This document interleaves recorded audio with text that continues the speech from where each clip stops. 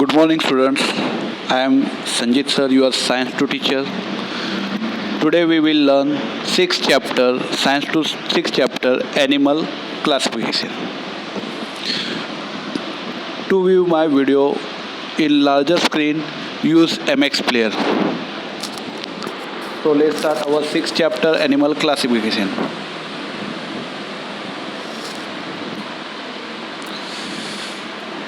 In this chapter, we are studying following concept: history of animal classification. Means in historical period, how animal get classified, in which criteria are using to classify the animals. Second concept: new method or new system of animal classification. Third one: kingdoms. Now in animal classification, there 10 kingdom is there, and that 10 kingdom we are studying. So start our first topic. Can you recall? Now living organisms are classified on the few criteria. So what is this criteria? So first, living organism classified according to their cell, means how their cell form. So according to that, there are two classes: eukaryotic cell and prokaryotic cell. Then living organisms are classified according to the organization of cell, means few living organisms containing single cells, whereas few living animals containing multi cells. Then they are classified according to their cell structure, means cell with the cell wall and cell without the cell wall. Now cell with a cell wall further classified according to their mode of nutrition, means few plants those are autotrophic, means they create their own food, and other category of plants, that is they are the heteroplants or heterotrophic, means they get their food from other plant. Cell without cell, that is kingdom Animalia. So student, first we have to complete this chart. Living organism classified as according to their cell type, that is a prokaryotic cell and then eukaryotic cell. Okay, now what is a prokaryotic cell? So cell that is not well defined, doesn't have distinct nucleus. इसमें जो nucleus होता है वो proper नहीं होता है. Whereas in eukaryotic cell, all cell organelles are present and nucleus is distinctly defined. Nucleus is properly developed. In prokaryotic cell, only one kingdom comes, that is Monera, whereas prokaryotic cell is classified into kingdom Monera, whereas eukaryotic cell classified into unicellular organism and multicellular organism. Those cells containing single eukaryotic cell, they are called as a unicellular organism, and those animal containing multi-eukaryotic cell, they are called as a multicellular organism. Now unicellular organism, under this only one kingdom is come, that is the kingdom Protista.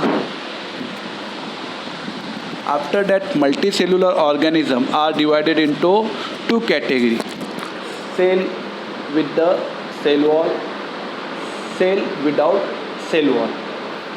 Okay, so living organism that containing cell without cell wall are further classified into kingdom Animalia, means kingdom animal, whereas a cell with the cell wall are classified into two types: producers and heterotrophs. Producers are further classified into Plantae, kingdom Plantae, whereas the heterotroph is the kingdom Fungi. So student, you know what is the difference between the producers and heterotrophs. Producers also called autotroph. Why it is called autotroph? Because this plant, with the help of chlorophyll, they can create their own energy. In the presence of sunlight, whereas a heterotroph plant cannot create their own food. Why? Because they doesn't containing chlorophyll. In last year we studied how to plant classified. Now this year we are studying how to animal classified. Now student, we know कि in universe, in world, there is a different size of animal is present. They having a different habitat. They living in different regions. So due to that, it is very necessary to classify the animals into classes.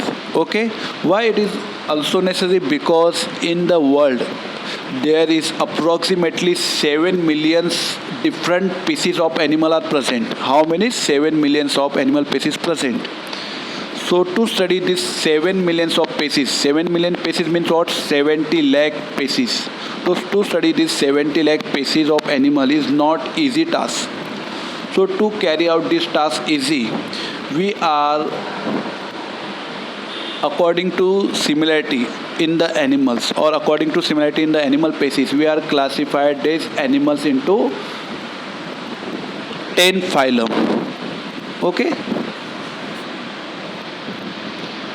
History of animal classification. Now in ancient time, animal is classified on the criteria like body size, animals body size, their habits means what, how they behave, what they are eating, where they living, and their habitats means what, where they living, in which temperature or in which region they are living, that is habitats. So on this criteria like body size, habits and habitat, the living organism are classified. Such system which using the criteria like body size, habits and habitats, that system is called artificial method of classification, and this method is firstly used by the Aristotle, and therefore this Aristotle's method of classification is known as artificial method.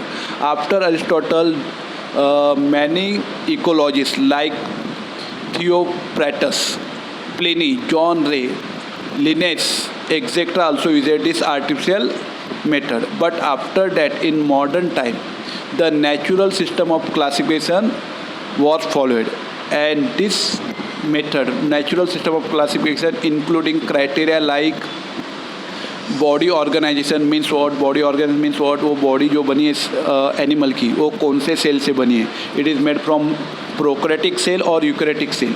Then जो body है उसमें कितने cells present है, मतलब unicellular है कि multicellular है. Then type of cells, then chromosomes, if the living animal is there and in that animal how many chromosome is present. Then biochemical property of that animals or cell की जो biochemical property, according to that the animals are classified. After that some ecologists like Dovonsky and Mayer also tried to classify animal according to their evolution. Now why animal classification is necessary? What benefit we get from that animal classification? So that is simple. The study of animal becomes simple and convenient. It can carry out easily. Study of few animals from group help to understand about the entire animal group. So in this animal classification, we are putting those species together, those having a similar characters. So by studying their similar characters of few species, we can understand the character of all the species in that phylum. It gives idea about the animal evolution. Also different phylum are interrelated with each other, and from that we get the idea of evolution, means what, which phylum is evolved first, and after that phylum which another phylum evolved, and from which species the another next species are evolved. Fifth, it helps to understand the relation of animal with other living organisms, means first which living organism or which animal is evolved, and from that living organism which next animal is evolved. We get this idea from this classification method. Also it helps to understand the habitat of each animal and its exact role in nature. So habitat of each animal means how the animal behave in nature, what type of food they are eating, in which type of the environment they are living, and from that what is the role of that animal in nature, means animal what type of action doing in that nature, due to that nature get the benefits. 7. It help to understand various adaptations shown by animals. So it also giving us knowledge ki which adaptation taken by the animals and how this adaptation help the animal to carry out his daily activity.